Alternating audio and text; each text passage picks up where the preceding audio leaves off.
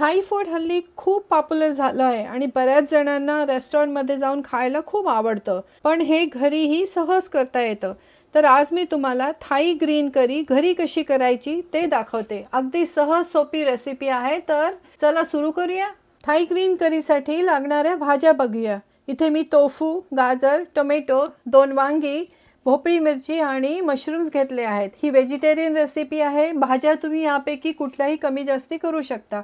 आणि टोफू मी पॅनमध्ये ग्रिल करून घेतलं, म्हणजे दाबून त्याचं पाणी काढून घेतलं आणि थोडंसं तेल घालून त्याला चांगलं असं लाल होईपर्यंत दोन्ही बाजूनी भाजून घेतलं आहे.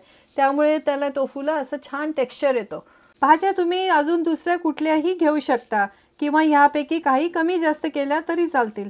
फक्त दुधी किंवा भोपळा घेऊ नये, तो अगदी लिबलिबीत होतो आणि मग टेक्स्चर त्याचं चांगलं लागत नाही. या भाज्या सगळ्या आपल्याला मोठ्या मोठ्या तुकड्यांमध्ये चिरून घ्यायच्या आहेत. भाजी तयार झाल्यावर त्याच्या भाज्यांचा जो टेक्स्चर आहे तो राहिला पाहिजे, म्हणजे अगदी पूर्णपणे असे खूप गुल्ल शिजवत नाही. आपली भाजी चिरून झाली आहे, तर आता आपण ग्रीन करी पेस्ट करूया. त्यासाठी आपल्याला लागणार आहे अर्धी जुडी दांड्यासकट कोथिंबीर, 1 तुकडा आले, 2-3 हिरव्या मिरच्या, 2-3 लसूण पाकळ्या आणि जर गवती चहा असेल तर त्याचा खालचा पांढरा भाग घ्यायचा आहे. हे थाई फूडमध्ये अत्यंत आवश्यक असतं. जर तुम्हाला नाही मिळालं तर त्याचा तोड मी सांगते. तुम्ही लिंबू घ्या, त्याचं वरचा जो हिरवा भाग असतो किंवा पिवळा भाग असतो तो हलगत हाताने किसून घ्यायचा. पांढरा भाग नाही तर तो कडू असतो. तर वरचं जो हिरवट पिवळा भाग येते तो लेमन ग्रास सारखाच त्याला टेस्ट येते, तर ते घ्यायचं. तर थाई ग्रीन करी मध्ये फिश सॉस घातला जातो, पण आपण नाही वापरणार. आपण 100% व्हेजिटेरियन रेसिपी करत आहोत. तर आता हे सगळे पेस्टचे जिन्नस आपण भरड वाटून घेऊया. त्यासोबत आपल्याला 1 चमचा धने हलकेसे भाजून ते पण या पेस्टमध्ये घालायचे आहेत. जरी याला ग्रीन करी पेस्ट म्हटलं तरी हे खूप बारीक चटणीसारखं वाटायचं नसतं. जसं आपण ठेचाला कसं ओबडधोबड वाटतो तसंच वाटायचं. तर चला आता आपण करी करायला सुरुवात करूया. एका कढईमध्ये मी 2 चमचे तेल तापवलं. त्यात आपण सर्वात आधी वांग्याच्या फोडी थोड्याशा परतून घेऊया. आपल्याला थोडा किंचित लालसर रंग हवा आहे आणि ते वांग्याचा कच्चेपणाचा जो फ्लेवर असतो ना तो जाईल त्याने. आता वांगी परतली गेली की याच्यात आपण ग्रीन पेस्ट घालून ती किंचित परतून घेऊया. या ग्रीन पेस्ट परतायला अजिबात वेळ लागत नाही. हे पंजाबी करीला कसं आपण खूप वेळ कांदा भाजत राहतो तेल सुटेपर्यंत, तसं काही नाही करायचं. पण 2 मिनिटात अक्षरशः ती पेस्ट भाजली जाते. मग त्याच्यात आपण भाज्या घालूया. तर उशिरा शिजणाऱ्या भाज्या, वेळ लागणाऱ्या भाज्या आपण आधी घालायचं.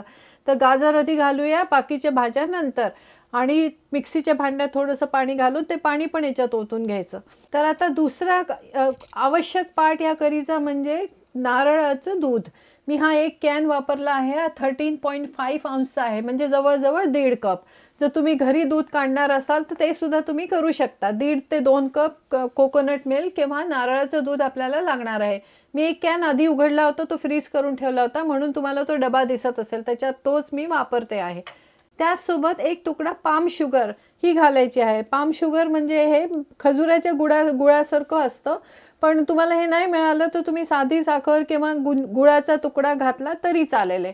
आता आपण चवीप्रमाणे मीठ घालूया. मी याच्यात 1 चमचा मीठ घालते आहे, तुम्ही तुमच्या चवीप्रमाणे घालावी. आता याला झाकण ठेवून मस्त 1 उकळी आणायची, पण याला भाज्यांना लक्षात ठेवायचं खूप शिजवायचं नाही. 1 उकळी आली की थांबायचं. आणि आता जर करी खूप पातळ वाटली तर त्याच्यात 1 चमचा कॉर्नफ्लोअर पाण्यात घोळून आणि ते याच्यात मिसळायचं. त्याच्यामुळे करीला थोडासा घट्टपणा येतो.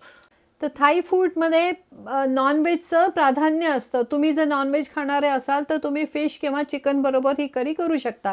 मी आज पूर्णपणे व्हेजिटेरियन तुम्हाला दाखवली आहे, शिवाय घरात असलेल्या वस्तूंपासून दाखवली आहे. तर याच्यात आंबटपणासाठी मी 1 चमचा लिंबूचा रस घातला आहे. याच्यात चिंचेचा कोळ पण घालता येतो. तर ही करी थोडी आंबट, थोडी तिखट, थोडी खारट, थोडी गोड अशी इतकी सुंदर चव लागते ना की काय सांगू तुम्हाला. तर ही जरूर करून बघा. तर आता मी गरमागरम बासमती राईस बरोबर ही भाजी सर्व करते आहे.